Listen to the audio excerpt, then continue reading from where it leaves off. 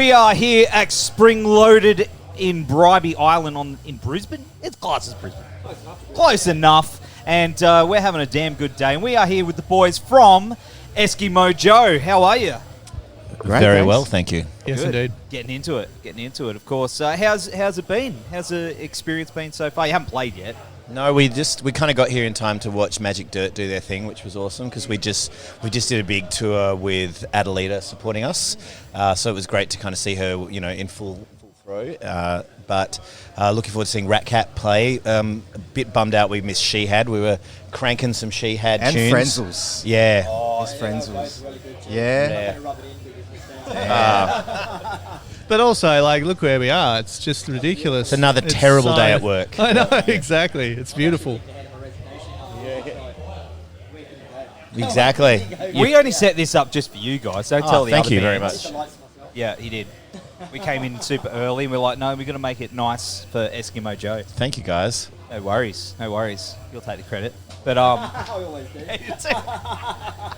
But of course, who on the lineup have you guys been friends with the most over the years? Like the closest with?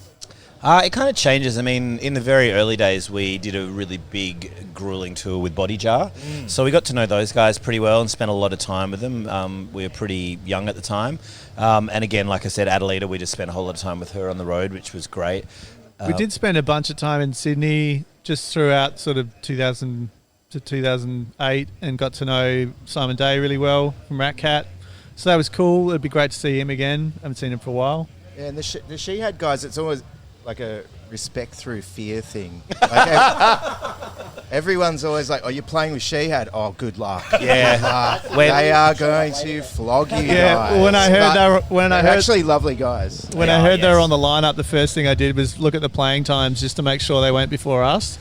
Yeah, because no one wants to go on stage. When we after started them. touring, we used to play just after Frenzal for some reason at these punk festivals. Yeah, we did a lot of that. That was difficult because, there was a lot of love for Frenzal and we were whippersnappers. We started off pretty slow in our songs and then the songs just got faster and faster as the festivals went on. Because we were a punk band. I don't think we were ever meant to be a punk They're probably band. our biggest influence in that respect. Frenzal. Actually, Frenzals were a huge influence because as we were driving around in the Toyota Tarago, which is what you did back in the day, we just had this cassette tape which was a live recording of Frenzal at some gig that Vans Warped in America. It was Vans Warped, but it was they them were just abusing the 7 people that and so the banter is just so good that I think we probably it was like going to school. True. Yeah. True. Go to Frenzal school. Yeah, Frenzal school. Man, I think I've seen Frenzal probably, apart from Shihad, the most over the years. I've been on stage with some Frenzal. That's right. And I can't sing for shit. It's punk. You can, Yeah, I've got to put a microphone in front of me and I get so nervous. The first time I met Jay about 25 years ago up in Cairns, he's got me up to sing Get Fucked You Fucking Fuck With.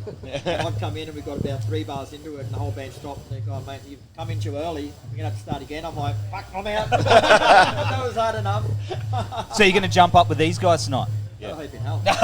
We're actually doing a cover of Get Fucked You Fucking Fuck With. Are you? Yeah. No. You count me in. You count me in. And then I'll come in. You should. Well, that was my next question because I did see that, what was it, the Like a Virgin, they're doing the voting for the best of all time, right, at the moment. And Polaris did Black Fingernail. That's right, yeah. Smashed it. Yeah. Which is really cool. What one did you guys do? We've done a couple. We did Hey by the Pixies. Yep.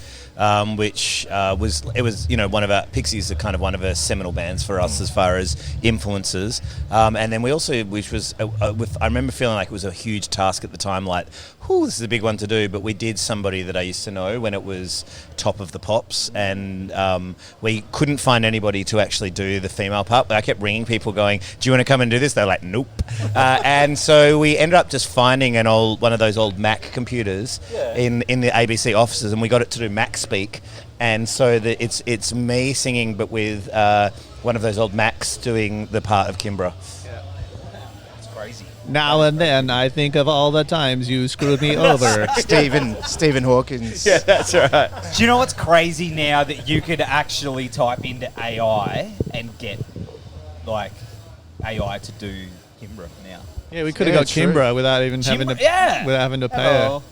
Yeah. It's crazy. Well, what I hear the other day, I heard, was it Jim Morrison singing Nirvana or something, and it's kind of wrong.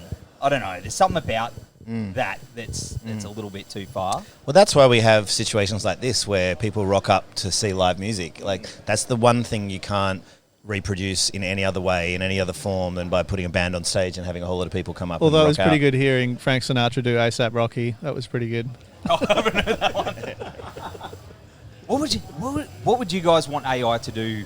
One of your songs? What song? Piss off and die, I reckon. Just go away so we don't kill ourselves as a society and as a species. It's a good one. Yeah. I love that song. Yeah. It's one of my faves. Well, one thing I thought that would be kind of cool is they're doing the whole like a version thing, but one of these festivals, maybe for charity, is that each band records a song by another band, like Frenzal or, Shihad. What song would you guys do by someone else on the lineup? From this festival? Yeah. Maybe Dirty Jeans by Magic Dirt would be pretty rad. Yeah. I'd love to do My Mind Sedate. I just love that song so much. Yeah, I actually reckon, I'm sorry, but I would say, is it Wait and See? That is a killer That's song. the best. That's got the best chorus. That chorus Yeah. is killer. Yeah, Yeah. we could totally do that. That's a good one. I've always wanted to cover some Shihad and do it like really, really heavy because they started off as like full. They're pretty heavy. They are a heavy band, but I'm a death metal dude, so I'd really like to give it that real. Get the, Jug-jug. get the face Drop it paint an on. octave kind of vibe. Yeah. Get the face paint, the crab walk. Just, The boys were saying before, because they're from New Zealand, that one of the guys in Shihad actually started in a Slayer cover band. Yeah. Their first recording is like a thrash album. Yeah, they were a thrash band, and then now they're just this heavy groove, face crushing follow as band. they get older. Yeah, I think so. No way. But I think that's a good answer. But of course, another one was it's been 10 years. Correct me if I'm wrong. Since Wastelands this September.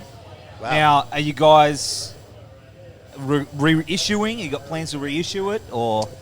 We'll probably kind of look to the future a bit more and maybe just record some new music, I reckon. We were lucky enough to get out and do Black Fingernails, Red Wine and A Song as a City as a full live show, and that was really great, giving some time and energy to records that we spent so long, slaving over every gap between every song and all the sounds in it. So to be able to do that and play those albums in full was just amazing. So if we were ever to do something, it would be more like maybe go out and play it live. You've been around as long as us. If you're going to celebrate every anniversary, you'll be playing a show every second day. There's a lot to celebrate, mate. There's a lot to celebrate. Exactly. The youngest band on the lineup, so you guys started after everyone else. We are the younger brothers of the whole entire lineup. Yeah, we've been around for 27 years, so Yeah.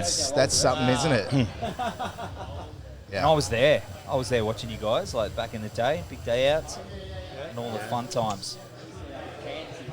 Oh, yeah.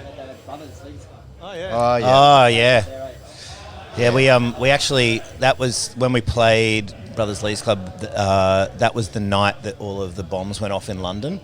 And then, the next day we were in Early Beach, and there was a piano backstage, and we started muck around, and that's when we wrote the song London Bombs.